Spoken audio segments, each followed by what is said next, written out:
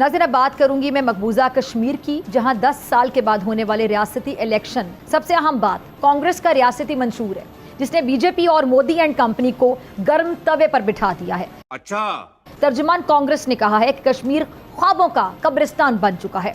Article 370 की मनसूखी के बाद से मकबूजा कश्मीर पर मोदी ने जब्बर की सियासत की है। हम वादा करते हैं कि जम्मू कश्मीर की रियासती हैसियत को बहाल करना यकीनी बनाएंगे, जिस पर भारतीय वजीर आजम के करीबी साथी और भारतीय वजीर दाखिला अमित शाह ने कहा कि आर्टिकल 370 तारीख का हिस्सा बन चुका है, अब बहाल नहीं किया जा सकता। ये बेशरम, बेहिस। तो जुलाई में हमारे पास यूएन सिक्योरिटी काउंसिल की प्रेसिडेंसी भी होगी। मैं उम्मीद करता हूं कि जो हमारे स्टेक होल्डर्स हैं वो एक स्ट्रैटेजी बना रहे होंगे how to highlight this issue in the United Nations Security Council. Beggars can't be choosers. नमस्कार दोस्तों, जय हिंद। तो दोस्तों, जैसा कि आपने इंट्रो में देखा भाई, जब से कांग्रेस ने 370 को लेकर बयान दिया है उसके बाद पाकिस्तानी भाई फूले नहीं समा रहे, इतना ज़्यादा खुश हो रहे हैं कि आप पाकिस्तान का कोई भी मेन स्ट्रीम मीडिया उठा के देख लो, हर जगह यही बात चल रही है कि 370 वापस आएगा। लेकिन जैसे ही अमित शाह साहब ने बयान दिया भाई, उसके बाद से इन पाकिस्तानियों की जो खुशियाँ थी उन पे फिर गया पानी। और जैसा कि आपने इंट्रो में देखा, फिजा खान का रो के बुरा हाल है। और साथ में ये पाकिस्तानी भिखमंगे बोल रहे हैं कि अब पाकिस्तान के पास में यूएन की प्रेसिडेंसी आ जाएगी तो शायद उसके बाद में पाकिस्तान कुछ भी कर लेगा। लेकिन ये भिखमंगे भूल जाते हैं कि बेगर्स कांट बी चूजर्स। बाकी चलते हैं इस वीडियो की तरफ, लेकिन उससे पहले अगर आपको ये वीडियो पसंद आए तो लाइक करना, चैनल को अभी तक आपने सब्सक्राइब नहीं किया तो प्लीज़ चैनल को सब्सक्राइब जरूर कर लेना। डॉक्टर साहब, 10 साल बाद कश्मीर में जो इलेक्शन हो रहे हैं मकबूजा कश्मीर में, वहाँ हमेशा गवर्नर राज रहा है। अब ये बीजेपी चाह क्या रही है एक्चुअली? बिस्मिल्लाहिर्रहमानिर्रहीम। देखिए, उसकी स्ट्रेटेजिक ऑब्जेक्टिव्स हैं बहुत क्लियर हैं। एक तो ये है कि वहाँ पे मकबूजा जम्मू और कश्मीर में इंतखाबात हों और वो पहली दफ़े इस इलाक़े में अपनी हुकूमत कायम कर सकें। और जब हुकूमत उनकी कायम हो जाए तो फिर वो इस नई असम्बली से करारदाद मंजूर करवाएं, जिसके तहत जो 5 अगस्त 2019 को इक़दाम लिए गए थे, जो कि गैर आइनी, गैर कानूनी इक़दाम थे, यूएन सिक्योरिटी काउंसिल के रेजोल्यूशन से ख़िलाफ़ थे, उनके अपने आइन की शिकों के ख़िलाफ़ थे, उनके अपनी सुप्रीम कोर्ट की जो 4 अप्रैल 2018 की रूलिंग है कि जिसमें ये कहा गया था बड़े क्लियर तरीके से कि 370 को आप ना आइन से निकाल सकते हैं ना इसको तब्दील कर सकते हैं। तो उन तमाम चीज़ों की इंडोर्समेंट चाहिए इनको। तो इनकी स्ट्रैटेजी यही है कि अपनी हुकूमत बनाएं पहली दफ़े और वहाँ से करारदाद मंजूर करवाएं ताकि 5 अगस्त 2019 के जो गैर आइनी इक़दाम हैं उनकी तौसीक़ हो सके।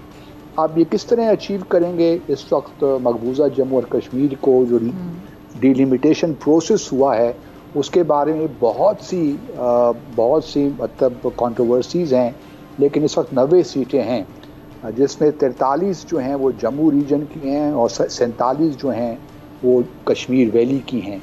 अब इनकी स्ट्रैटेजी ये है कि जो कश्मीर वैली की 47 सीटें हैं वहाँ पे एक लिहाज से फ्रेगमेंटेड मैंडेट आए। वहाँ पे इतनी पार्टीज़ हैं क्योंकि एक गुपकर अलाइंस बना था, अगर आपको याद हो 5 अगस्त 2019 को जब ये वाक़यात हो रहे थे। तो चाहिए तो ये था कि गुपकर अलाइंस में जितनी भी पार्टीज़ थी ये सब मिलकर इंतखाबात लड़ती तो शायद ये मामलात इस वक्त ना होते। लेकिन जो मुझे नज़र आ रहा है वो ये है कि कश्मीर वैली में एक स्प्लिट मैंडेट आएगा। 6-7 पार्टियां वहाँ से इलेक्शंस लड़ रही हैं, तो हर किसी को 4-4, 5-5, 7-7 सीटें मिल जाएंगी, जबकि जम्मू से बीजेपी अक्सरियत की जमात के तौर पे उभरेगी। तो ये एक स्ट्रैटेजी है बीजेपी की। अब देखते हैं 8 अक्टूबर को हमें पता चलेगा कि नताइज क्या निकलते हैं।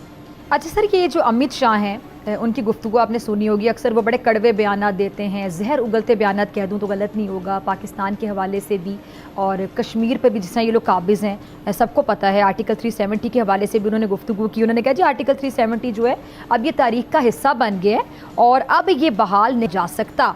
साथ ही अमित शाह ने ये भी कहा कि अब हम इस मसले को जड़ से उखाड़ फेंकेंगे ताकि इस बारे में कोई बोल ही ना सके, कश्मीर के इस मामले पर कोई बात ही ना कर सके।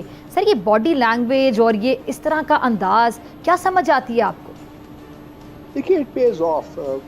बीजेपी की तो 2014 से अगर आप इंतखाबी मुहिम देखिए और आज तक उनकी यही रही है कि एंटी पाकिस्तान रेटरिक, एंटी मुसलमान रेटरिक, क्योंकि वो हिंदू वोट को अपने पीछे रखना चाहते हैं। और चूंकि इस वक्त जम्मू उनका मुतमा नज़र इस वक्त जो ऑब्जेक्टिव वो कश्मीर वैली नहीं है, वो मुसलमानों का वोट नहीं है, इसलिए वो वहाँ से उन्होंने एक कैंडिडेट भी अपना खड़ा नहीं किया।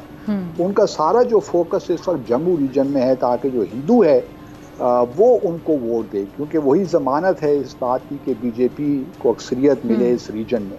तो ये हर दफ़े वो करते रहे हैं। पाकिस्तान और कश्मीर अभी तक उनके लिए एक इशू बन जाता है, और पाकिस्तान में अल्हम्दुलिल्लाह we have come of age, हम मैच्योर हो गए हैं सियासी एतबार से। तो भारत की सियासत या भारत के जो इश्यूज़ हैं हमारे इंतखाबी अमल में उसका अमल दखल नहीं होता।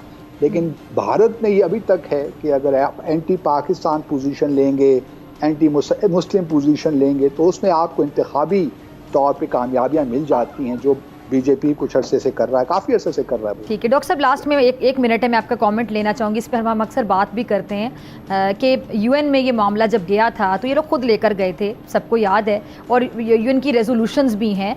तो अब इस चीज़ को सीरियस क्यों नहीं लिया जाता है? हम किस लेवल तक जा सकते हैं इस मामले पर? क्योंकि कश्मीर हमारी शहरग है, हम तो कॉम्प्रोमाइज़ नहीं करने वाले इस मामले पर। और जिस तरह काबिज़ हुए हैं वहाँ पे 370 की बात कर लें, 35A आर्टिकल की बात कर लें, और अब जिस तरह के बयानात यहाँ से आ रहे हैं बीजेपी की जानिब से, अपने एक बॉडी लैंग्वेज और अपना अंदाज़ और जो कुछ कर चुके हैं और आगे भी करना चाहते हैं या नहीं करना चाहते हैं, तो अब हमारा क्या किरदार होना चाहिए इस मामले में? और डिस्प्यूटेड टेरिटरी है, इससे तो कोई इनकार नहीं कर सकता, कोई ये तो नहीं कह सकता कि कोई अंदरूनी मामला है किसी का। ये यूएन को भी इसको सीरियस लेना होगा।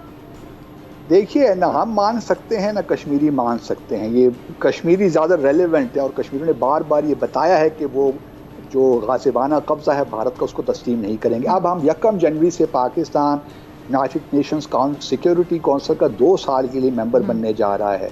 तो जुलाई में हमारे पास यूएन सिक्योरिटी काउंसिल की प्रेसिडेंसी भी होगी। मैं उम्मीद करता हूँ कि जो हमारे स्टेक होल्डर्स हैं वो एक स्ट्रैटेजी बना रहे होंगे how to highlight this issue in the United Nations Security Council. वहाँ पे हमारे पास बहुत से ऑप्शंस अवेलेबल हैं जो कि शायद इस वक्त मुनासिब नहीं है हम पब्लिकली डिस्कस करें।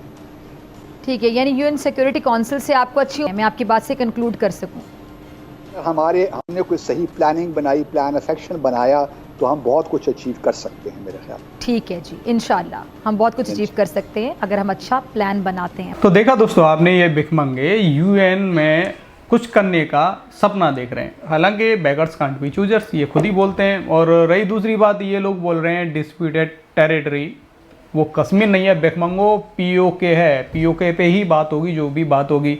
और रही बात यार, कोई भी कहीं से भी कोई भी बयान दे दे 370 का लेके कि 370 वापस होगा, भिखमंगो भूल जाओ, 370 को आने वाला नहीं है। और भिखमंगे तो हर समय ख्वाब देखते रहते हैं, और ख़ास आदत है भाई, हमेशा बोलता है पाकिस्तानियों को खास आदत है, मतलब वक्त से पहले इनको खुशियाँ मनाने की, और उसके बाद जब इनको लात पड़ती है ना तो ये भिखमंगे बिलबिलाते हैं, रोते हैं। बाकी दोस्तों आपका क्या कहना है, अपनी राय कमेंट में ज़रूर देना। वीडियो पसंद आई तो लाइक कर देना। फिर मिलते किसी नेक्स्ट वीडियो में, तब तक के लिए जय हिंद, जय भारत।